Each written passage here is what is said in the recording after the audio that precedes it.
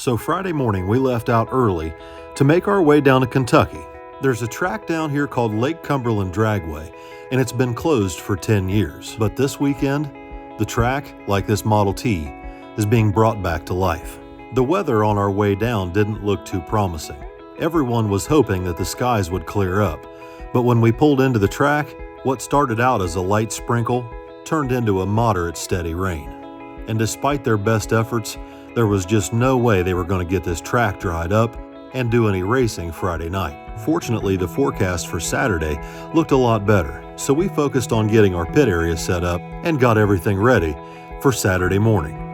The forecast for today calls for highs in the mid-80s and plenty of sunshine, which helped dry the track up really fast. However, the cars last night that were driving up and down the track left quite a bit of mud and dirt.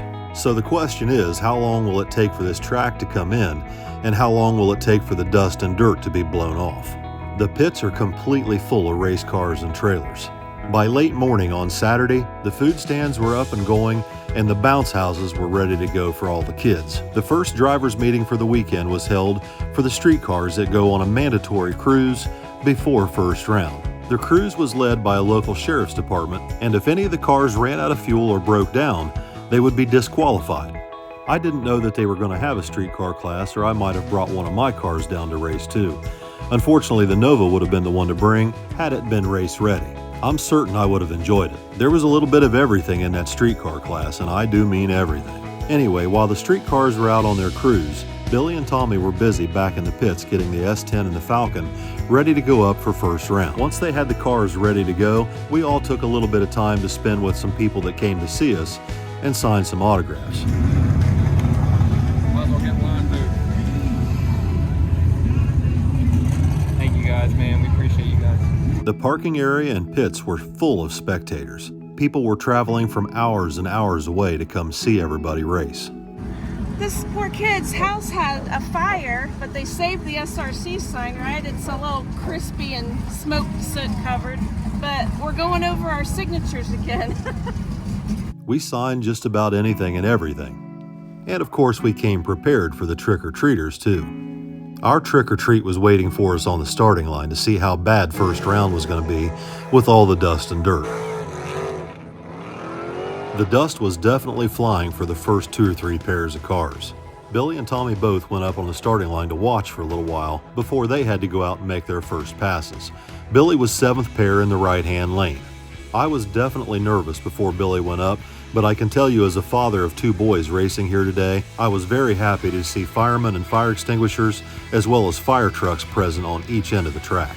Because with this kind of racing, you don't know what's going to happen from one minute to the next. And this is a perfect example. Ryan Mitchell's Firebird cut a tube in the burnout box, and they made their pass first round with one tire leaking air. Thankfully, Billy made it through first round with no problems.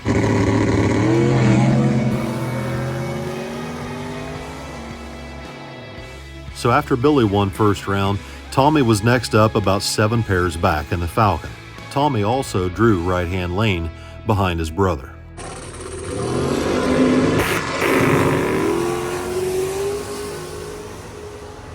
While both boys had made it through first round down in Kentucky, back home, Rob and Tanner are busy in the shop changing out the rear end gears in my Nova. Get it? Good old 350 gear. Instead of changing the gear set out in the center section that I already had, I called up my friends at Strange and ordered another center section identical to what I had so that I could swap them out easy if I need to. What you got there, bud? Yeah, got the go fast gear. So while Robbie and Tanner are working on my Nova down at the shop, up at the farm, progress is finally being made on Dad's combine. After weeks and weeks of trying to track down the correct clutch disc for Dad's old Gleaner, Jeremy's finally procured one and installed it, and the combine is up and ready to go. My Nova's back together too. Tanner took it around the block to test drive the car and make sure that the gear didn't make any noise. The rear end is quiet as a mouse. It's now ready to start making some test passes, hopefully later this week. We made it back home from Kentucky late Sunday night, and then Monday morning I got up early and started the 64 and let it warm up before I head north. All right guys, so we're back home. It's Monday morning, and we're gonna have a really busy week this week. The blue S10's sitting out here in the rain, unfortunately, but not for long. Bob has the 383 on the dyno. It has an OMG 79 Isky hydraulic roller cam in it now, updated valve train, and it's on the dyno. Bob has fired it up last week, I think last Friday evening. He fired it up and put a couple heat cycles on it. So I'm gonna go up and visit Bob today. And while I'm at Bob's, there's work going on here at the shop. I've mentioned a couple of times that I've got one more little project I want to do on the 55 Chevy before we take it up to House of Pearls and drop it off at the body shop. The folks over at Hanlon Motorsports in Pennsylvania have got me hooked up. We've got a TREMEC TKX 5-speed transmission, the clutch, and all the components we need, including a cross member, to put the 5-speed in the 55. The reason I'm doing this is the 55 has an old M21, I think it's an M21, close ratio 4-speed transmission. Low gear in this transmission is 220-1. So even with a 411 rear end gear, this car is difficult to get it to move sometimes. If you're on a hill, you have to slip the clutch and overheat the clutch, and you can't really race the car at all, which I didn't build this car to race. It's just a street cruiser, but it's also very difficult for my dad to operate the clutch with his legs. He just doesn't have the strength in his legs like he used to, and trying to control that clutch and the throttle to get this car to move has been a problem for him. So this transmission, instead of a 220 low gear, has a 327 low gear, which will make it much easier for the car to get up and get going. It also has 30% overdrive in 5th gear. That means I'll be able to take this car on some drag and drives and some long cruises, you know, that we couldn't go on before. You know, 411 gear on the highway, you know, 65 mile an hour, it's about 3,000 some RPM. It's not comfortable, and it uses a lot of fuel that way. So this is going to allow us to put the final piece of the puzzle together for the 55 and make sure that everything in the car is ready to go before I take it up to the body shop, because they're going to pull the body off the frame and most likely replace the entire floor pan and cross braces under this car. So I want to make sure that the transmission's already in it so they know exactly where to cut the floor pan for the shifter, and I want everything to fit just as it should. Also, big shout out to everybody that made that event happen down in Kentucky. It was unfortunate that they had so many problems down there, and mostly completely out of the track crew and the promoters' control. There were a lot of oil downs, and I'm thinking that maybe we'll try and get the kids to do a podcast this week, and I'd like to talk about it. But that event down there at Cumberland Dragway has probably the most potential of any front side race anywhere in the United States, and I'd like to explain why maybe later this week in the podcast with the kids. But for right now, I got to get up to Bob's and deliver an engine cradle and some lift plates that we've taken from the machine shop. I need to get that stuff back to him and go check out this 383 for the blue S10. Now, if you remember, this is an ATK 383 400 horsepower crate engine that Billy bought from Summit Racing, and it's going in this blue S10 with a 750 blow-through carburetor and the twin turbo kit that was on Billy's S10 and then on my Nova. Billy ended up winning the Daily Driver Plus class at the Hillbilly Arm Drop Drags down in Kentucky with this engine. But the light-duty valves in the heads and the stock lifters didn't hold up to the punishment of 18 to 20 pounds of boost and shifting at over 7,000 RPM. So we brought it up to Bob and had him tear the engine apart and upgraded the entire valve train. Now that he's got that 383 on the dyno and finished up, he's trying to get caught up on some other projects other than the stuff that he's working on for us, like Billy's 408 Windsor and Tommy's 415 small block Chevy. Bob's also been busy working on this 6-liter LS engine for the House of Pearls C10 pickup project. He's getting ready to order some pistons, and he's got the cylinder heads soaking in the solvent tank to get them cleaned up. Our friends from Melling dropped off some parts for us the other day to help us out with this project as well. We'll discuss all that later as we get further into that project. I snuck in on you. Snuck on. Hey, I brought you presents. Oh, hey! 2 lift plates and a cradle. Bob and I didn't waste any time getting into the dyno room and firing up the 383 so we could start making some dyno pulls. This will be the 4th different small block Chevy engine combination we've tried this cam in, but the first one being turbocharged. Pretty interesting because this engine's only about 9-to-1 compression, and that's a pretty good size camshaft for a 9-to-1 383. So We haven't made a pull on it yet. We're just putting some heat cycles in it, getting it ready. We're about to though.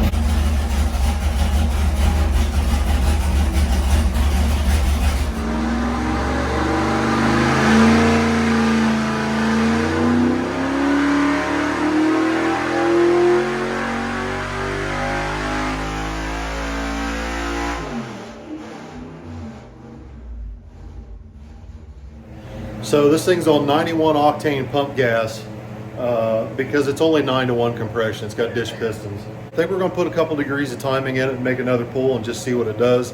We're not really worried about what it makes right now. In the car, or in the S10, it's going to be on E85 with a blow-through carburetor. So basically all we're doing is making sure the engine is sound. It's got good oil pressure. It had 105 pounds of oil pressure at 6,000. And we have to make sure it's got plenty of oil pressure so that when we put it in the truck and it's not making 400 horse, it's making 800 or 1200 horsepower, that it's got plenty of oil pressure to keep the bearings happy. I think we're in pretty good shape now. We're going to fire it up, put a couple more degrees timing in it, and make another pull. That sounds a little happier with a couple more degrees of timing in it. Yeah.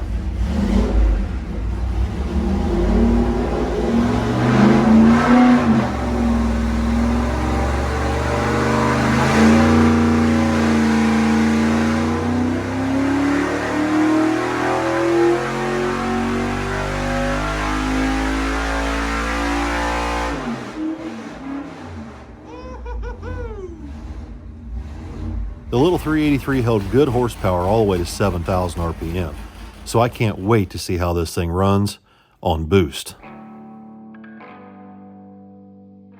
By Monday afternoon, I'd made my way back to the shop to check in on Allison to see how she's doing on the merch and also to see how Rob's doing working on the 55. He had managed to get all the parts unboxed and started going through everything that Hanlon Motorsports had shipped us. The TKX 5-speed takes a different clutch because the input shaft has different splines. So he pulled the old clutch out, put the new one in, and then we realized as we were getting ready to put the transmission in, the old shifter handle isn't going to work with this transmission. All right, I'm going to run into Jegs to get a shifter handle. While you're working on this, I'll try and get back here as quickly as I can. Okay. So I hopped back in the 64, and this time I took my associate with me. We headed straight into downtown Columbus to meet up with Uncle Terry and Jegs. Hanlon Motorsports gave me a part number for a shifter handle, and it just so happens that Jegs had it in stock. Terry even had it pulled for me by the time I got there. My man. That look like it? That looks like exactly what I need. You don't happen to have any black and white shift knobs, do you? This says a 5-speed instead of 4. I might. This Jegs, we got everything. If we don't have it, you don't need it. As I was finishing up in Jegs, I got a text message from Billy asking me if I could go pick up some parts for him at a trucking terminal. So I'm here at T-Force, where my son sent me to pick up these parts, only this is the office. This is not the shipping hub. At this point, it's almost 5 o'clock, rush hour traffic, and I'm headed straight back to downtown, right in the midst of it. It turns out that the offices are not at the same location that the trucking terminal's in. I hadn't planned on being gone this long, and June Pup, well, she didn't either. Good girl, Juniper Rose. Good girl, baby. You're so good. After we went in and signed the paperwork, we were allowed to go back to the loading dock and wait. And wait. And wait. June Pup didn't let me out of her sight. We waited outside for about 35 minutes when the forklift driver started coming down the ramp with our parts. These are two complete strange 9-inch rear end housings. One of them is going to go in the blue S10 truck that we're putting the turbo engine in, and the other one, well, it's going in another project that nobody has seen yet. We managed to get both boxes loaded in the back of the 64 with only a minor injury. My finger. Ugh. Somehow I managed to get my finger smashed in between the forks and the tailgate on the 64. I didn't have any medical supplies with me, but fear not. June Pup was more than happy to take care of me. She insisted on dressing my wounds all the way home. Hopefully we can manage to get these things unloaded without any further bodily injury. You sent me on a wild goose chase. Well, it is what it is. They called earlier and I asked them you know, can we come get the stuff? Because it was going to be Thursday till we got it. Like, for whatever reason, it went from Strange to their place last Tuesday or Wednesday, and then they kept it. They were going to keep it for a week.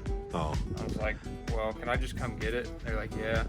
But she never gave me an address, so I just Googled it, and that's what came up. So Yeah. So I went to that office, and that lady's like, I don't even know where that is. She's like, there's 2 people that work here that know where it is. One's on vacation and one's sick. Perfect. So with my wild goose chase and bodily injuries out of the way, we all get busy working on the 55. By this time, Robbie's got the transmission and cross member up in the car, and he's taken measurements for the drive shaft length. It turns out that we're going to have to take about 3 inches out of the drive shaft due to the increased length of the 5-speed transmission.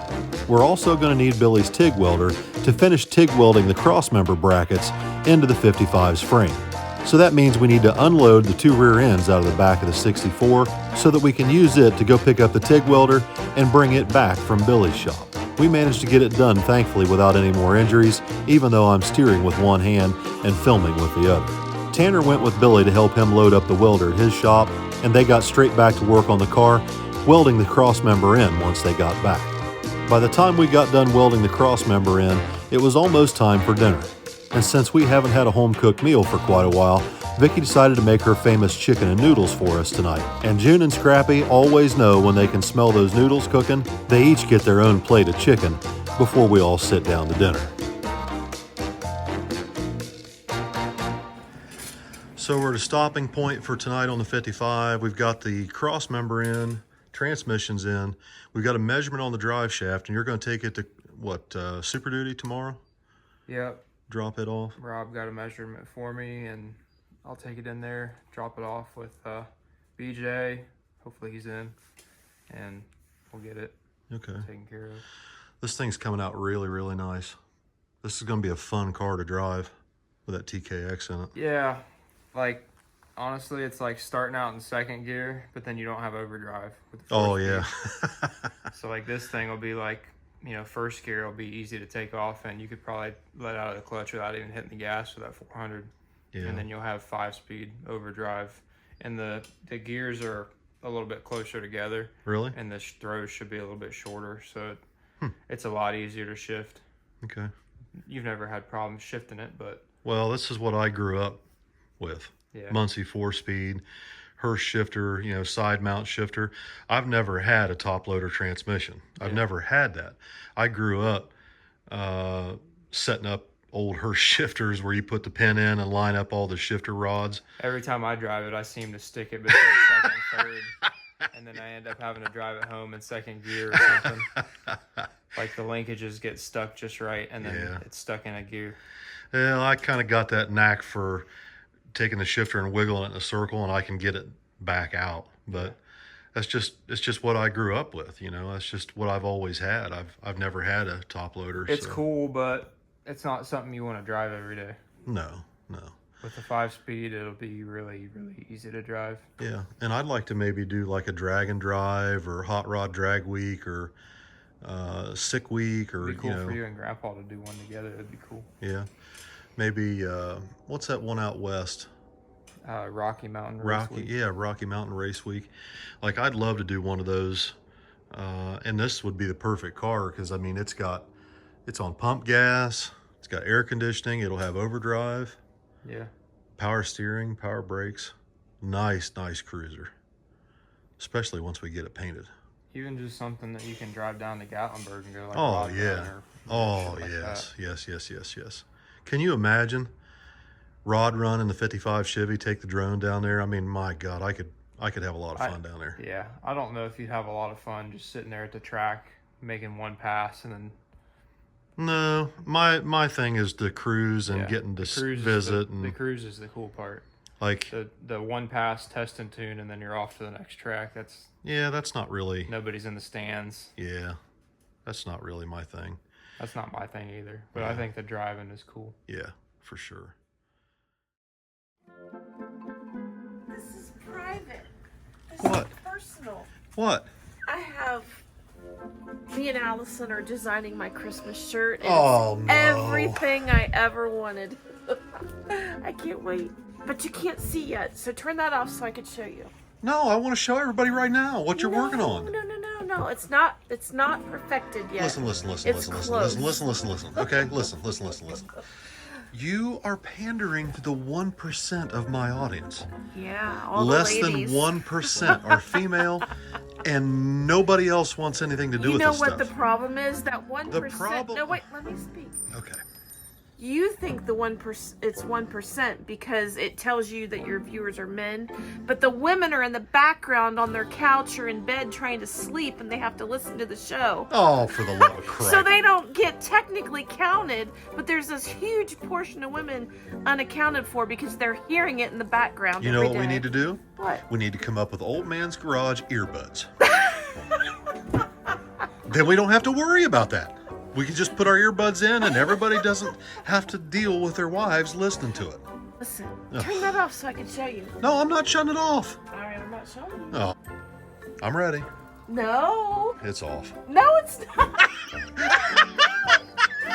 Look what you're doing. You're upsetting the dogs with your cackling. You got Scrappy building boost. Okay, Scrap, I was screaming. Say that again. No. You said it's going to be an absolute hit. It's going to be a hit. It's going to outsell everything I've ever done. I bet it will. No, it won't. You'll see. We're looking a little rough. It's been a long day. It's a Monday. I don't think I look rough. Do I look rough? A little bit. I don't think I look rough. My finger looks a little rough where I got smashed. Thankfully, June Pup had me covered. She's your first aid kit. She's my first aid kit. She dressed my wounds all the way home. So we're making progress on the 55. Once we get the drive shaft in it, and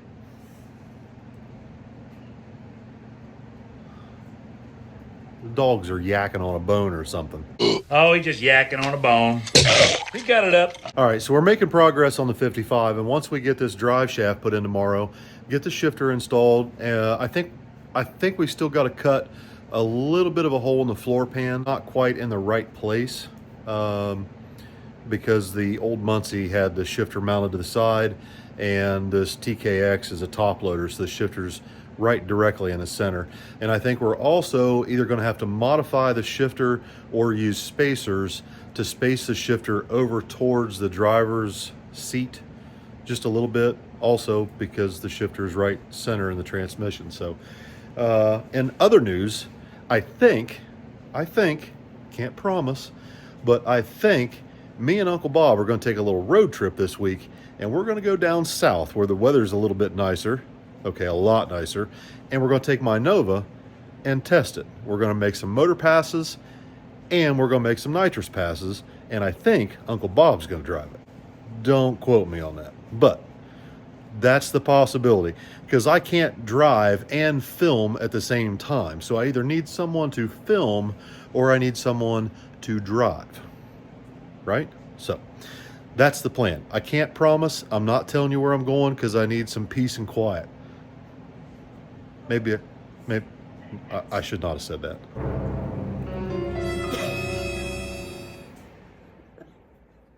Hey, there's some peace and quiet. There. The furnace shut off. So I'm going to be the one having peace and quiet when you're gone for 2 days.